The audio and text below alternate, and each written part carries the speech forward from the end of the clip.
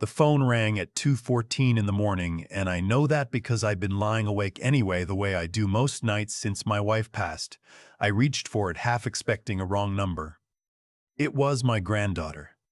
She was whispering so low I could barely hear her, and the first thing I caught was Grandpa, followed by something that sounded like crying she was trying to hold back. My chest went tight before she said another word. "Sweetie, slow down. Where are you?" "I'm at St. Francis, the emergency room." A breath. Stepmother brought me in. She said I fell down the stairs, but Grandpa, she pushed me. She was standing right there when I called you. She's in the waiting room right now, and I don't have much time. I was already sitting up. "I'm coming." "Please don't tell Dad yet, please. He won't believe me. He never believes me." I told her I'd be there in 20 minutes. I made it in 15. My name is Walter, and I am 63 years old, a retired high school history teacher from outside Columbus, Ohio. I raised 2 kids in this house, buried my wife in the backyard cemetery of the church she loved, and figured the hardest part of my life was behind me. I was wrong about that. My son, my youngest, married Diane 4 years ago. She came with smooth manners and a firm handshake and a way of making you feel like you were the most important person in the room when she looked at you. At the wedding, I told my son she seemed like a good woman. He was so happy that day. I didn't say anything else. My granddaughter Sophie was 12 when my son married Diane. She was the daughter from his first marriage, a quiet, sharp girl who read thick books and kept a journal and made me laugh harder than most adults I've known. Her mother had passed away from cancer when Sophie was 7, so it had been just the 2 of them for a few years before Diane came along. I noticed things gradually. The way Sophie stopped calling me as much, the way my son said more than once, "Diane thinks Sophie needs firmer boundaries," or "Diane says Sophie's been manipulative lately." The word manipulative kept coming up. A 12-year-old. 13. 14. 14. Always manipulative. Sophie would visit me sometimes on weekends, and she was never manipulative with me. She was just a kid who missed her mother and was trying to figure out where she fit in a house that had rearranged itself around someone new. I noticed things, but I didn't say enough. That's something I'll carry for a while. St. Francis Hospital sits on the north side of town, and at 2:30 in the morning, the parking lot is half empty and too bright. I walked through the automatic doors and gave Sophie's name at the front desk. Told them I was her grandfather. They had me wait. Diane was sitting in a row of chairs near the window. She looked up when she saw me, and her expression shifted in a way I've learned to clock. One beat of something unguarded, then the smooth version taking over. "Walter," she stood up. "I'm so sorry you had to drive out here. Sophie had a fall. She's fine, just a sprain, we think. There was really no need." "She called me," I said. I didn't say it mean, 'twas clear. Diane's chin lifted slightly. "She must have been scared. She gets worked up." I nodded like I was agreeing and asked if I could go back and see her. A nurse came out a minute later and walked me through a set of double doors. Sophie was sitting up on a hospital bed with her left arm resting on a pillow, her wrist wrapped in a temporary bandage. She was 16 years old, and she looked smaller than that. When she saw me, she pressed her lips together in that way kids do when they're trying not to cry in front of someone. And I walked over and put my hand on the top of her head the way I used to when she was little. And she let out a breath that came from somewhere deep. "Hey, Bug," I said. She started crying then, quiet and contained, the kind of crying you do when you've been holding it for a long time. I pulled a chair up close and waited. After a few minutes, she told me what happened. She and Diane had argued that evening. It had started over something small. Sophie left dishes in the sink, or Diane said she'd given a look, some version of the same friction that had become ordinary in that house. But it escalated, and Diane grabbed her by the arm in the hallway near the top of the stairs, and Sophie tried to pull away, and Diane shoved her. Sophie caught herself on the railing, but her wrist bent backward against it hard, and she went down 3 or 4 steps before she stopped herself. "She shoved you," I said. Sophie nodded. "Did she do it on purpose?" A long pause. "I don't know if she meant me to fall down the whole staircase, but she meant to shove me. She was furious." She looked at her wrist. She looked at her wrist. She was scared afterward. That's why she brought me in. She kept saying it was an accident, that I'd slipped, telling me to say I'd slipped. Her voice dropped.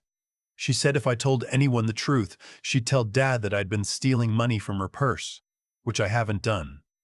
But he'd believe her. I sat with that for a moment. She's been telling him things about me, Sophie said. Things that aren't true. Or things that are tiny, and she makes them big. And he takes her side. Every time. He hasn't taken my side about anything in 2 years. Does your dad know you're here? Diane texted him. He said he'd come in the morning. He trusted her to handle it. She said it without anger, which was worse. A nurse came in then, a woman named Patrice, who had the particular calm of someone who has worked night shifts for many years. She checked Sophie's wrist and told us the doctor would be in shortly with the imaging results. I asked Patrice if I could speak with the doctor privately when she had a moment. Patrice looked at me and then at Sophie, and something in her expression told me this was not the first time she had stood in a room like this one, hearing the quiet version of a loud story. The doctor's name was Dr. Adiola, and she was young and direct in a way I appreciated. She showed me the x-ray on a tablet, pointing to the specific location of the fracture, a buccal fracture of the distal radius, she said. And she said it the way someone says a thing they've been thinking about since they first looked at it. The fracture pattern, she said carefully, is consistent with force applied while the wrist was in a fixed position. A fall going forward, where you reach out to catch yourself, tends to produce a different kind of injury. I want to be clear that I'm not a forensic specialist, but I'm noting this in my report. What does that mean, in terms of what happens next? I'm a mandatory reporter, she said. I'm required to report suspected abuse to the appropriate authorities. I've already initiated that process. A social worker will be contacting your family. I thanked her. My hands were steady, but my jaw was tight. When I came back into Sophie's room, Diane was standing near the door. I wasn't sure how long she'd been there. Walter, she said, I think we should talk. I think we probably should, I said, but not here. I sat with Sophie while they finished her discharge paperwork. It was close to 4 a.m. She rested against the pillow with her wrapped wrist across her chest, and for a little while she slept, or mostly slept, the way you do when you're exhausted and someone you trust is in the room. I watched her breathe and thought about the past 2 years, the things I'd noticed and not said enough about. My son calling to tell me Sophie had been acting out. Diane leaving a voicemail once to tell me Sophie had been lying to her father. And wasn't it a shame? And did I know anything about it? I'd said I didn't, because I didn't. Sophie visiting me and seeming quieter each time. And when I asked if things were okay at home, she'd say, "Fine, Grandpa," which is what kids say when things are not fine, but they don't know how to explain it or don't believe it will help. I thought about my son, my boy, who had lost his wife and found someone new and wanted badly for his life to work out. He was not a bad man. He was a man who had found it easier to believe the person next to him every day than the daughter, who was growing up and harder to read. I'd let that go on too long. We had both let it go on too long. My son arrived at the hospital at 6:30 in the morning, rumpled and worried, coffee cup in hand. He'd driven fast, I could tell. The worry on his face was real. Whatever else, he loved his daughter. He'd just gotten confused about who to believe. He went in to see Sophie first, and I waited in the hall. I could hear low voices, but not words. After about 10 minutes, he came out and stood beside me, and we looked at the linoleum floor for a moment. "She's saying Diane pushed her," he said. "I know what she's saying. Diane says it was an accident, that they were arguing and Sophie lost her footing." I looked at him then.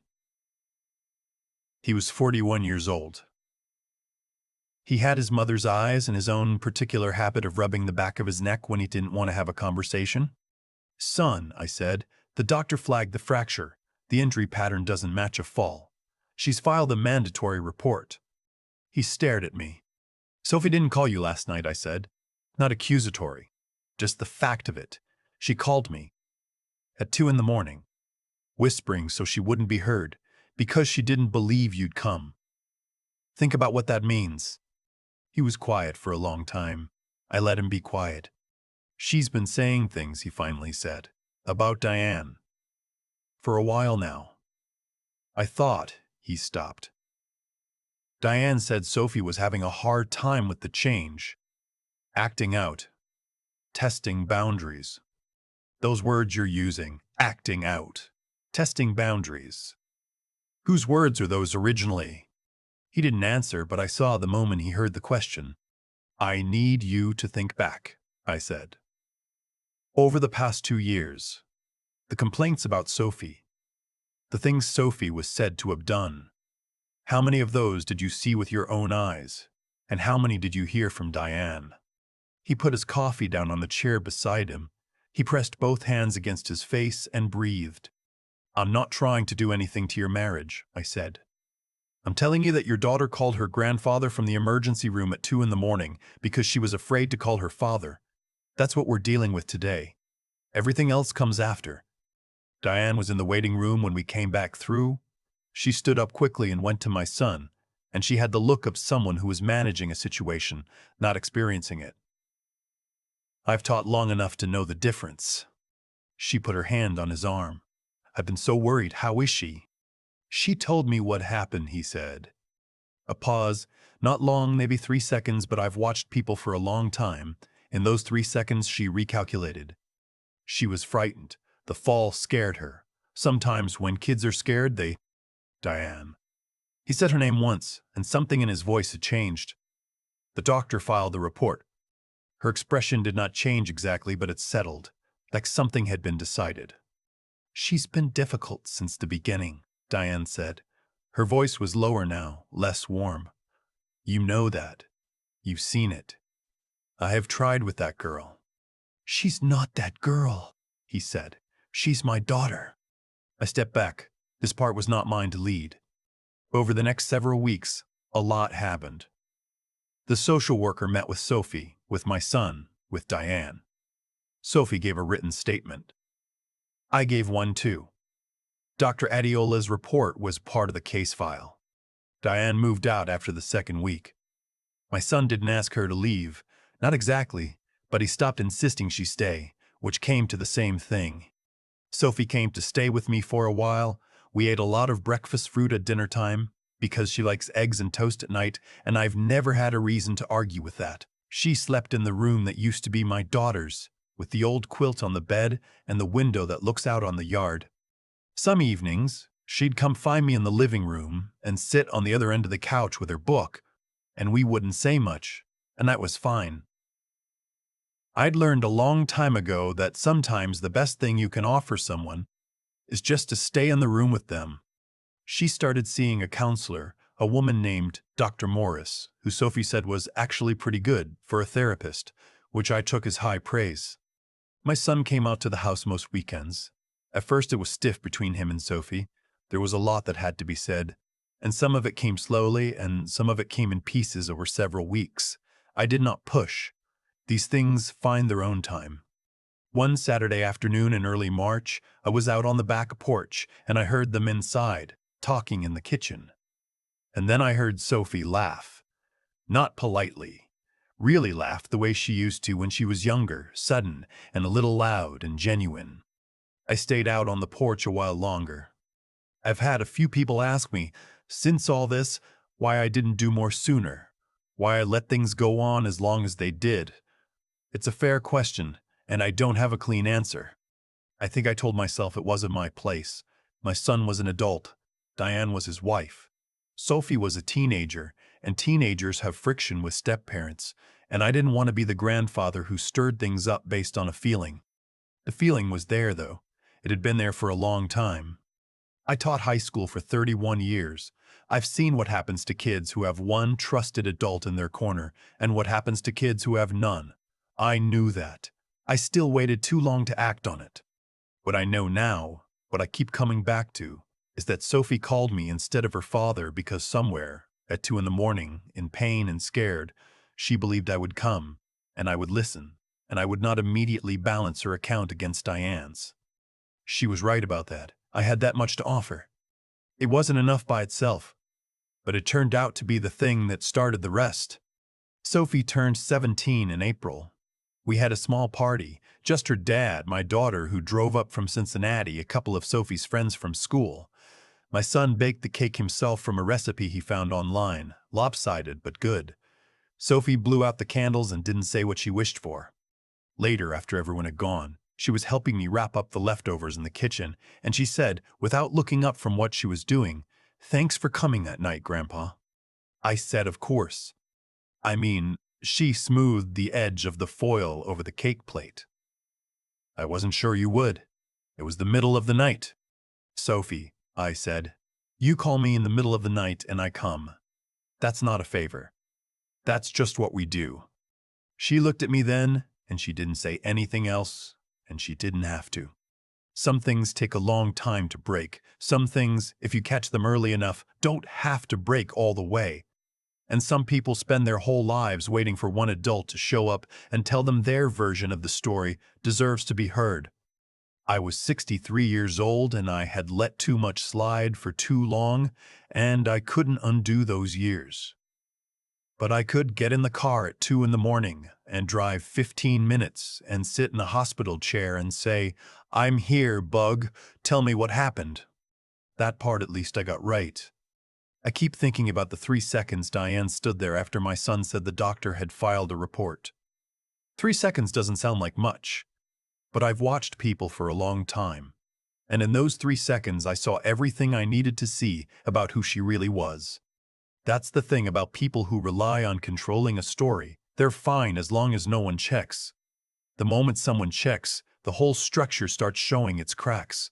Diane had spent 2 years building a version of Sophie that was convenient, difficult, manipulative, a troubled kid from a previous marriage who couldn't accept change. And my son, who loved his daughter and also loved his wife and was exhausted from trying to hold both things together, had accepted that version because it was easier than the alternative.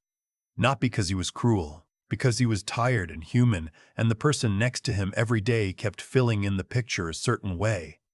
What I've come to understand is that actions have weight, and weight accumulates. Every time Sophie reached out and got dismissed, every time she was called manipulative for telling the truth, every time she watched her father choose the easier explanation, all of that stacked up until she was at the bottom of a staircase at midnight, hurt and scared, and the person she called was not her father but her grandfather. That's not an accident. That's the result of 2 years of choices, adding up to a conclusion nobody wanted to reach. I did my own accounting too after everything settled. I had noticed things. I had the feeling. I told myself it wasn't my place, that I didn't have enough to go on. That I didn't want to be the one who stirred up trouble in my son's marriage based on a sense of unease. What I was really doing was choosing my own comfort over my granddaughter's safety. I won't dress it up any better than that. The honest thing is to say it plainly and not look away from it. What finally made the difference, for Sophie, for my son, for all of it, was not cleverness or strategy. It was simpler than that. Sophie had the courage to pick up the phone and tell the truth to someone she hoped would listen. That took more out of her than I think I understood at the time, because she had already been told her version of events didn't matter over and over for 2 years, choosing to speak again anyway, in a hospital room at 2 in the morning, quietly enough that Diane wouldn't hear. That was not a small thing. And my son, when the moment came, had the decency to stop and actually hear the question I asked him. How many of these things did you see yourself, and how many did you hear from her? He could have defended himself. He could have gotten angry. Instead, he pressed his hands over his face and breathed, and I watched him start to reckon honestly with something he'd been avoiding. That takes something real. It doesn't erase the 2 years, but it's the only thing that makes the next years possible. What I want to say, for whatever it's worth coming from a 63-year-old retired schoolteacher who got too many things wrong before he got this one right, the people in our lives who are quieter, younger, less powerful, they are usually telling us more truth than the people who speak the loudest. Pay attention to who in your house has stopped talking. Pay attention to who calls someone else instead of you. Pay attention to the small habits, the nervous hands, the careful words. The story is always there. The only question is whether you're willing to read it before it ends somewhere you can't come back from. I drove 15 minutes in the dark and sat in the hospital chair and said, "I'm here." That was most of what mattered. I wish I had done it sooner.